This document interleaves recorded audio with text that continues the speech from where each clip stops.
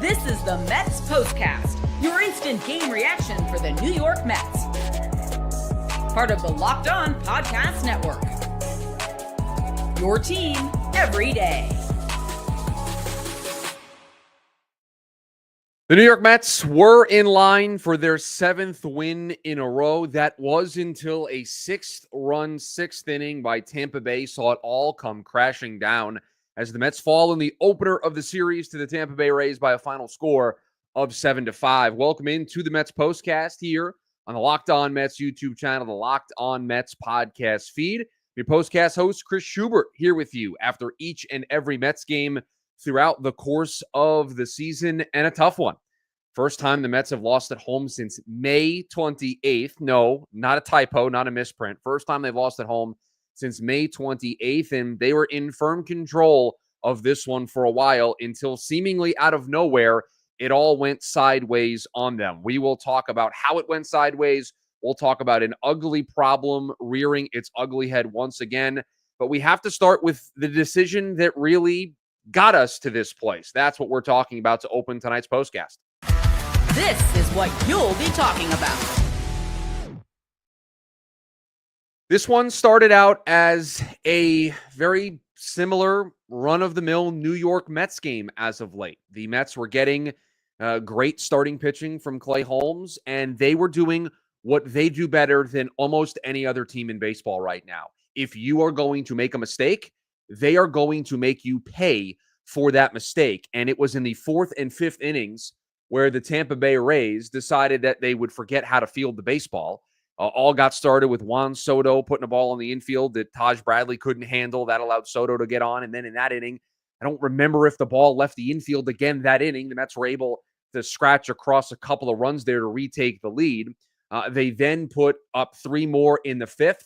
Again, after some miscues from Tampa, just an uncharacteristically bad night for them defensively. 3 errors in the game, and the Mets have a 5-1 lead, and you feel like they're going to cruise to their 7th straight victory. They're going to cruise to win number 28 at home, and the good times are going to keep on rolling. Another celebratory postcast, and we're going to talk about how great Clay Holmes has been, and the offense just finding ways to get it done and making the other team pay. And then the 6th inning happened.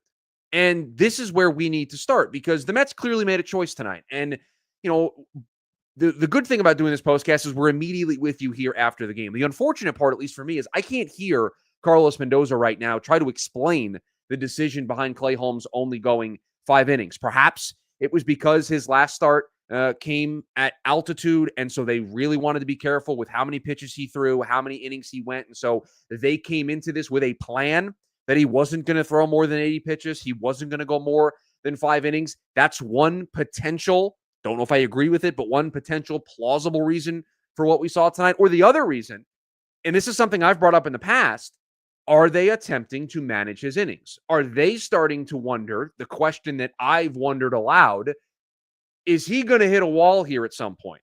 Clay Holmes has never thrown more than 70 innings in a season before this year. He's up to 78 1/3 innings pitched so far this year. And right now doesn't look like is showing any signs of slowing down in terms of posting and making starts. If he makes close to 30 starts, 28 to 30 starts, we're looking at somebody who's going to get to 150 innings, 130 to 150 innings. It's more than double anything he's ever done in his career. And so did the Mets put a little bit of a governor on Clay Holmes? Is this a spot where they looked at the game, they saw a 5-1 lead going into the 6th inning, and they thought to themselves, we've got a great bullpen. We've got guys available. We wanted to use Paul Blackburn in this way to stretch him out for his next start, filling in for Clay Holmes, or for Kodai Senga, excuse me. So this is a great chance. Now, Paul Blackburn comes in and just absolutely doesn't have it from the word go. And you start to wonder, is what we saw in his first start against the Dodgers somewhat of a mirage?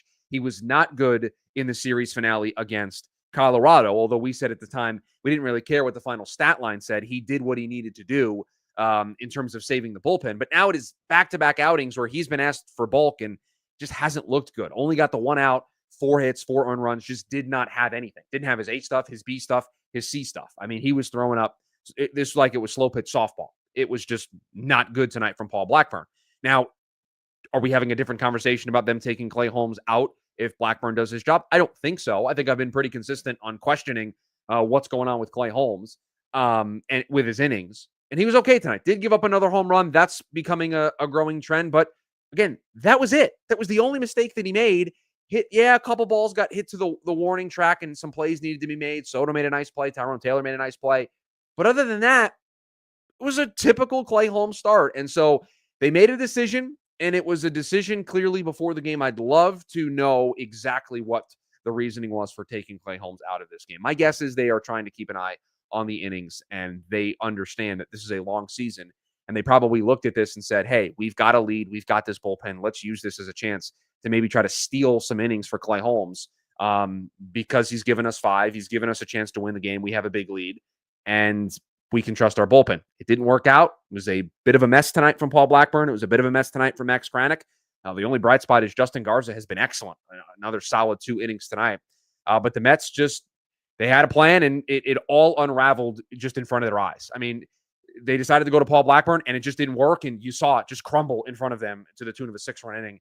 And then after that, Tampa's bullpen shut it down, and we'll get into the Mets bats because they struggled tonight. I know they scored 5 runs, and they had 7 hits, but a lot of those runs in this game tonight came without the ball leaving the infield.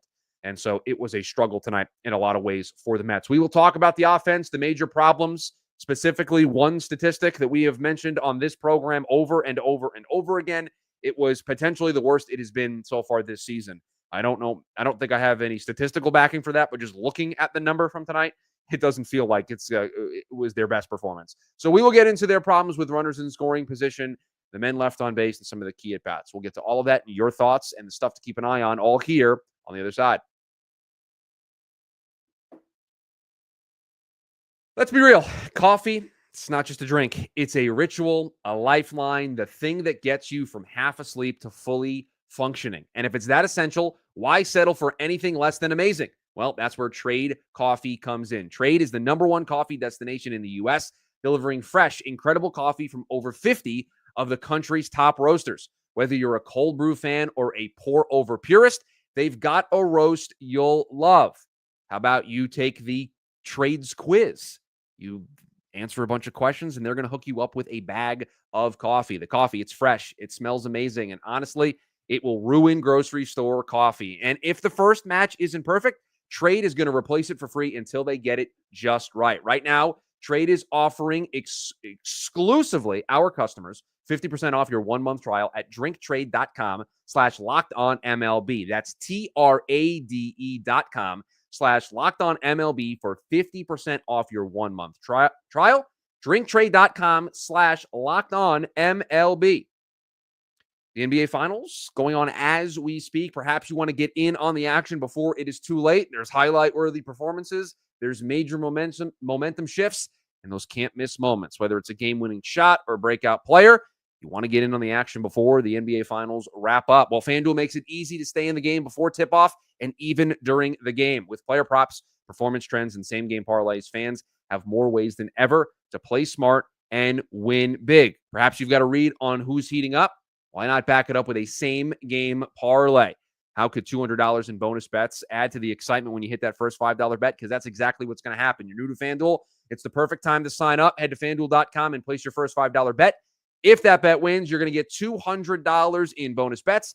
Make every moment more with FanDuel, an official sports betting partner of the NBA. Back here on the Mets Postcast, the Locked On Mets YouTube channel, the Locked On Mets podcast feed. Chris Schubert with you, recapping the Mets and their 7-5 loss in the opener of their series to the Tampa Bay Rays. And the story of this one, just as it has been all season long, and it has been masked by the great season by Pete Alonso. It has been masked by all the home runs that they have been hitting as of late. But the Mets just have an inability to hit with runners in scoring position. And if you look at the last 5 World Series champions, the worst of the 5 last World Series champions in baseball, the worst any of those teams hit in the regular season with runners in scoring position was 8th in baseball. 8th. Everybody else was inside the top 3. 8th. So got to be inside the top 10. The last I checked, and we'll see another 2 for 16 go in there tonight, the Mets were bottom 3rd of the league, outside of the top 20. with hitting with runners in scoring position. It just has to get better. They have to figure out a way to hit with runners in scoring position. Hope you're sitting down, ladies and gentlemen. 12 men left on base, 2 for 16 with runners in scoring position. The 2 hits came from Starling Marte. Lindor 0 for 1. Nimmo 0 for 2. Alonso 0 for 1. Mauricio 0 for 3, including the at-bat to end the game. The situational hitting just isn't there because guess what? The Mets gave up 6 runs in the 6th inning, and they had every chance to win this game tonight. Blew a 4-run lead, had a complete bullpen implosion. Paul Blackburn absolutely didn't have it, and the Mets still had a chance to win this game. In the bottom of the 7th, they get first and second. They get first and second. They don't do anything there. In the 8th inning, Alvarez lead off double because of an error, miscue. Again, golden opportunity. Tampa not playing their best defense tonight, trying to hand you a lifeline, trying to walk you back into this game. Lindor strikes out swinging. Nimmo strikes out swinging. Soto flies out to right. So that's how the 8th inning goes. And then in the 9th inning, you get base runners. McNeil gets on base. Marte does an excellent job drawing a walk. First and second with only 1 out.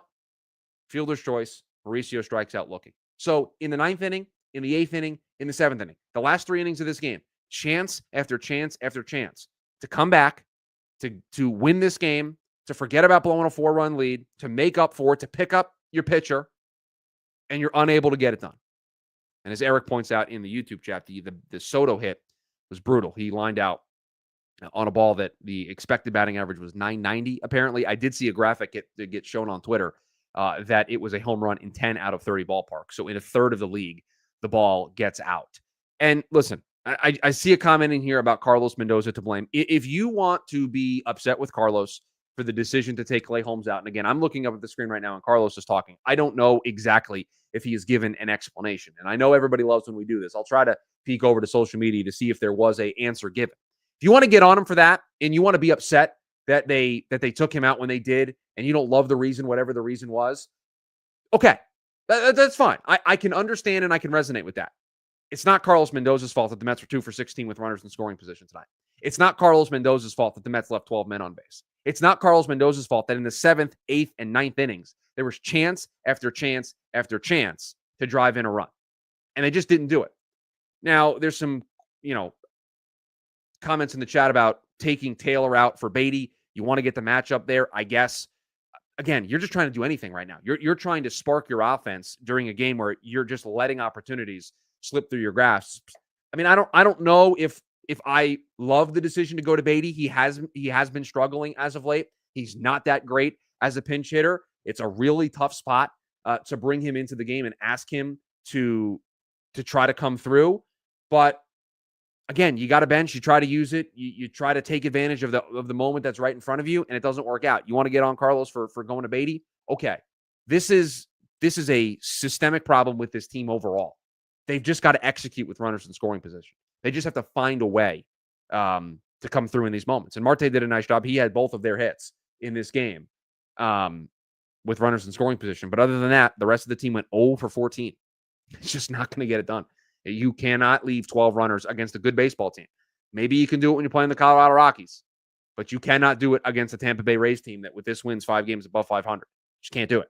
And that's what did the Mets tonight. ACJ says, need to manage Holmes' innings and place him on a pitch count. Holmes won't last until October, unfortunately. Yeah, it is obviously a concern. We saw it last year with Sevy and with Manaea that sometimes these guys hit a wall, and the Mets probably learned a lot from that experience last year of watching Severino and Manaea run out of gas there in the postseason, and so they've got to be careful. They're taking a closer who's never thrown more than 70 innings in a season before, and they're making him a starter, and he's been brilliant. This is actually a product of his own success, how good he has been, and he's been able to go somewhat deep into games, and he's done a great job racking up innings. This is a product of how good he has been. And so the Mets, they probably have a plan, and this was part of the plan. You hate to see what could have been if Holmes could have gone in the 6th inning, maybe went into the 7th if he didn't have this governor on him tonight. And maybe you don't have to go to Paul Blackburn. And maybe you can just go to your bullpen. You can deploy your high leverage relievers, Reed Garrett Edwin Diaz and find a way to win this game and hold on to what was a 4-run lead. You blew a 4-run lead in this game. Again, game was trending and just free-flowing your direction. Tampa was just kicking the ball around on the defense. On the defensive side, you took full advantage. You had a 5-1 lead, and poof, it goes up in thin air. So the Mets right now, they've got some problems in their lineup. Mauricio, after having a nice series in Colorado, this was tough. Tonight was tough. Did not look comfortable. Did not look like he had any idea what he was doing up there, especially in that last at bat. Just did not seem comfortable. Brett Beatty has slowed down. He is not the guy that he was when they called him up. What was that, in the middle of May? And he had that great series against Chicago and got hot. He is not that player right now. You look at Tyrone Taylor. He didn't do a whole lot for you tonight. You just didn't get anything from the bottom part of your lineup. The top part, you know what those guys are going to give you. Soto gets on base, continues his streak. Pete has a hit. Lindor has a hit, draws a walk. Soto gets on base 2 times. Nimmo did go 0 for 5. But yeah, the Mets tonight just couldn't execute in the moments. They had chances. They blew a 4-run lead and still had a chance to win this game 3 separate times, and they were unable to get it done. The stuff to keep an eye on, I am not going to advocate for this specifically, but at some point, I think Mets pitchers have to try to back up Pete Alonso, because Pete Alonso has been getting hit quite a bit, and guys are pitching him inside. And when they do that, they're going to run the risk of hitting him, and they're doing so. He's been hit 9 times already this year. And this has been a criticism of Mets teams in the past under a different manager. There may need to be some protection where you got to start throwing inside on the opposing team. I'm not saying to go out and hit somebody, but there needs to be some level of protection, or else this is going to continue to happen. It's going to continue to be a thing. And you can't have Pete continuing to get hit, because we're going to get unlucky one of these times, or they're going to get unlucky one of these times. He's going to get unlucky one of these times, and it's going to hurt him because he's been getting hit a ton so far this season. That's the product of hitting 298 and having the power that he has this season and putting together an MVP season. They're going to want to pitch him inside to throw him off. There may need to be some type of response with the way the Mets choose to pitch the star players for the opposing team. Winning streak snapped at 6. Tough night for the Mets all across the board. And I think the message that I would share is this is what we get when you have a great baseball team, that when they're playing this well and they're winning, nights like tonight suck. Nights like tonight are frustrating. You want to win every game. You think this team can win every game. They could have won this game tonight. And so it can become incredibly frustrating to see this game just slip through their fingers. That's the product of just being a great team. And that is what the expectations are for this baseball team. And I don't think any of us would have it any other way. We want this baseball team to have these types of expectations on it.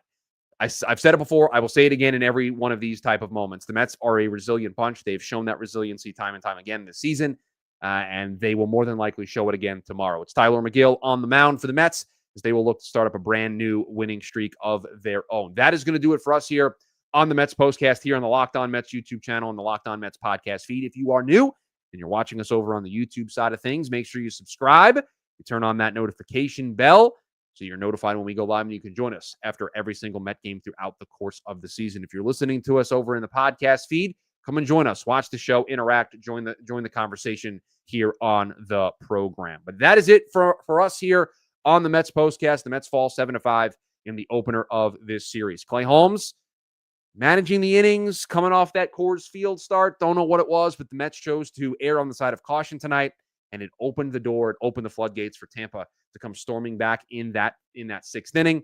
The Mets were unable to hit with runners in scoring position to capitalize off of plenty of opportunities in this one to tie it up. We're back tomorrow to break down Game 2 of this series. Have a good one, Mets fans.